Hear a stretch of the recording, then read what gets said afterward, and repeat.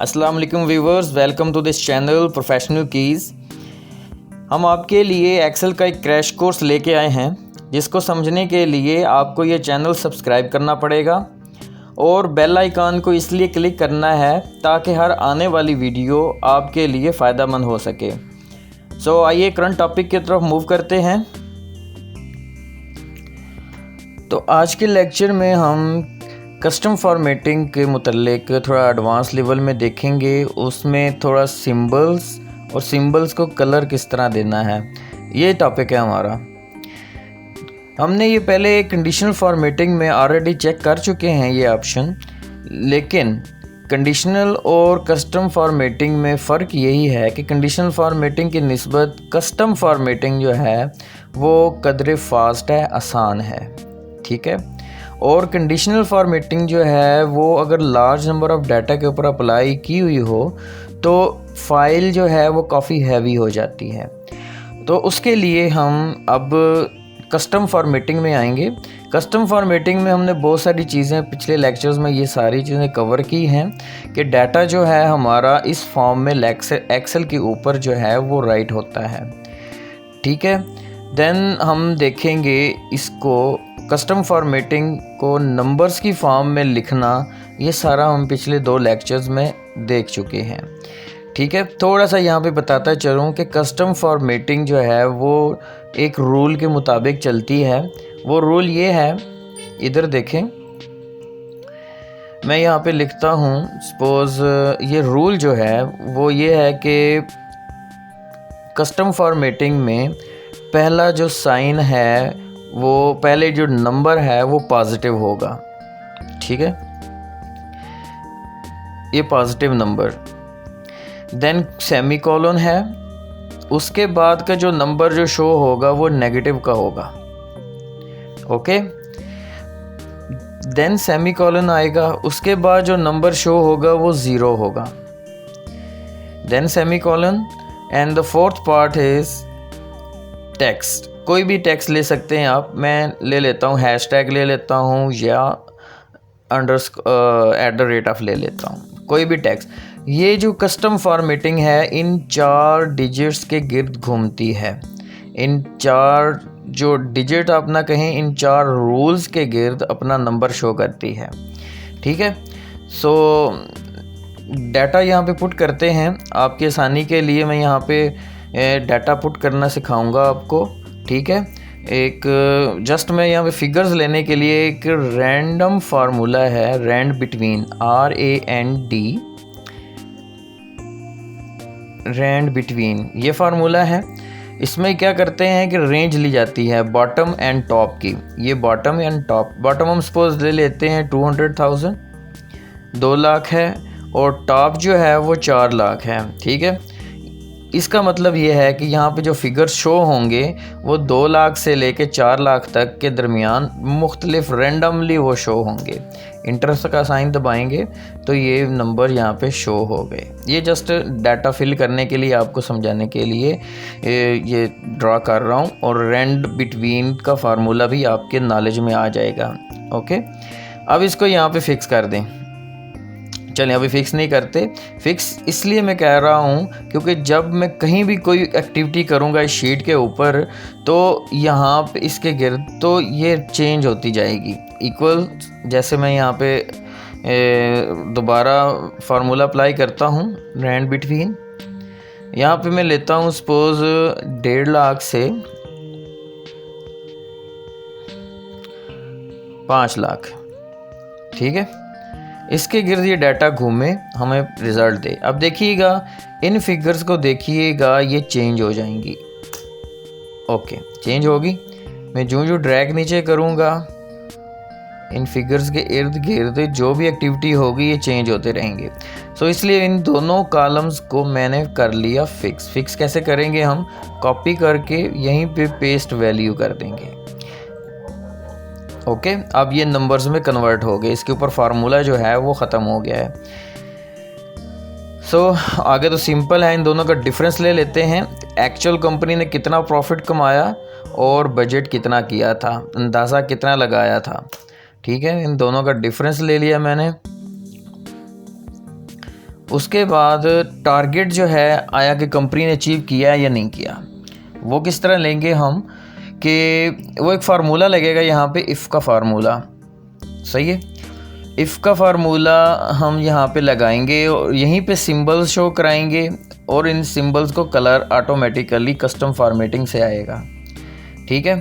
सो यहाँ पे थोड़ी सी है कि यहाँ पे डाटा शो करा लें हम अपने कस्टम फॉर्मेटिंग के लिए।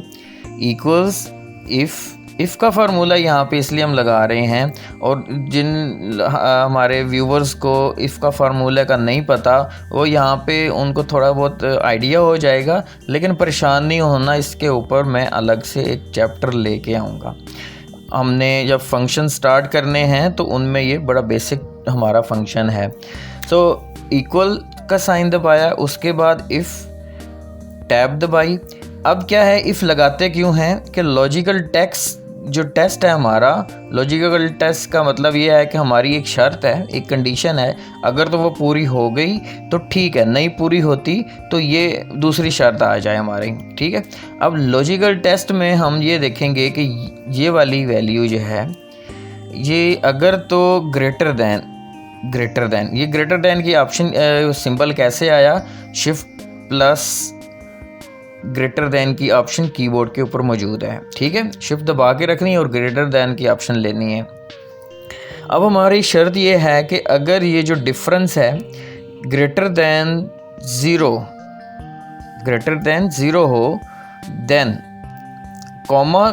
कॉमा आएंगे तो ये वैल्यू जो है ये आगे शिफ्ट हो जाएगी। वैल्यू इफ़ ट्रू, कि अगर हमारी ये शर्त ओके हो जाती है, ट्रू हो जाती है, तब क्या होगा, तब यहाँ पे क्या आए जाए, 1 आ जाए, ठीक है।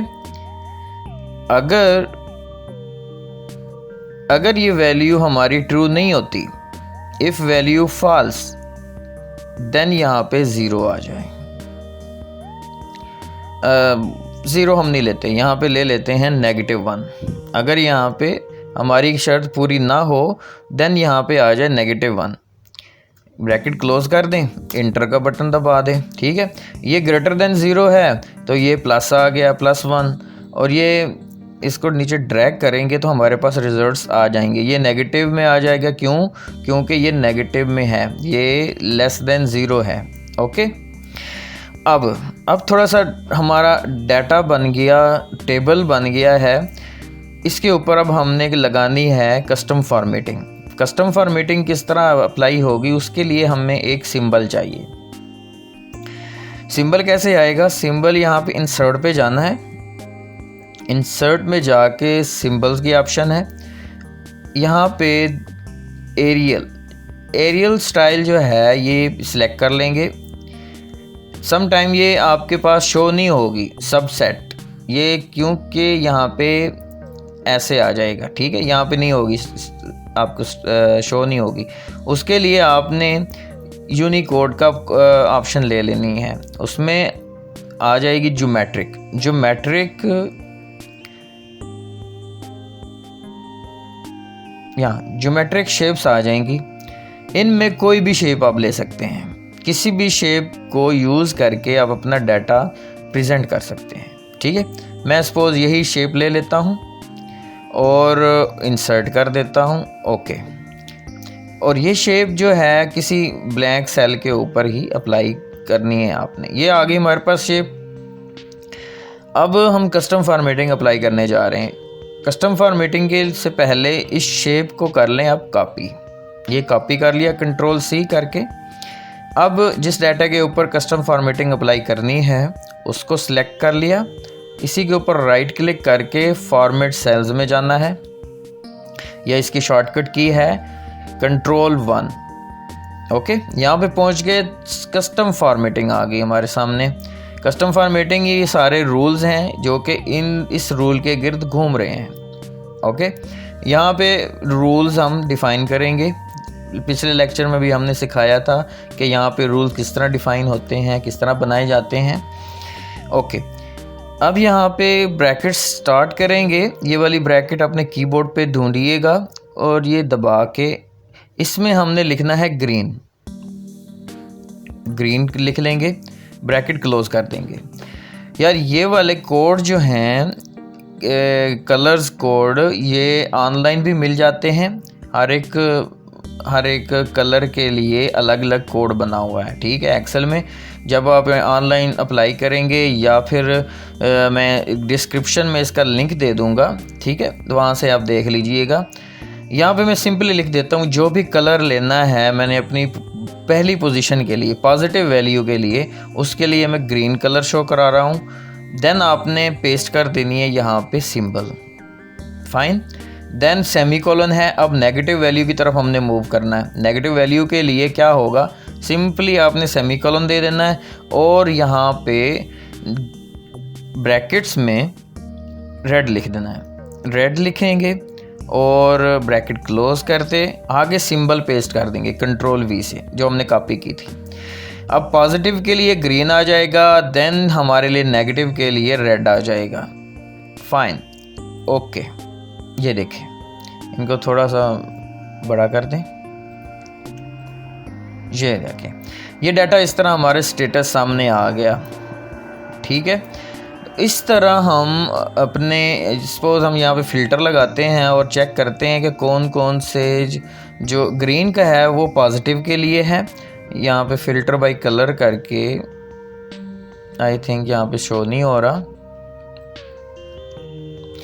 यहाँ पे शो हमें इसलिए नहीं हो रहा क्योंकि ये हमारे सिंपली सिंबल्स हैं, ठीक है। सिंबल जो हैं वो फ़िल्टर में नहीं आते, कलर आता है या फिर वैल्यू आती है, ठीक है। तो ये शो कराने के लिए कि कौन कौन से हमारे टारगेट अचीव हुए हैं किस साल में और किस साल में नहीं हुए, ठीक है। ये इस तरह हम अपनी रिपोर्ट को प्रेजेंट कर सकते हैं। ये थी custom formatting with symbols and icons with colours.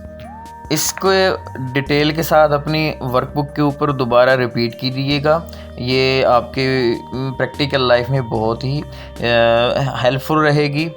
तब तक के लिए हमें इजाज़त दें और हमारे चैनल को सब्सक्राइब ज़रूर कीजिएगा और कमेंट्स वगैरह देने हैं आपने। अगर कोई वीडियो आपको अच्छी लगी है, बुरी लगी है, इसका फ़ीडबैक आपने देना है।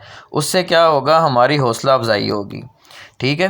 तो तब के लिए अल्लाह हाफिज़।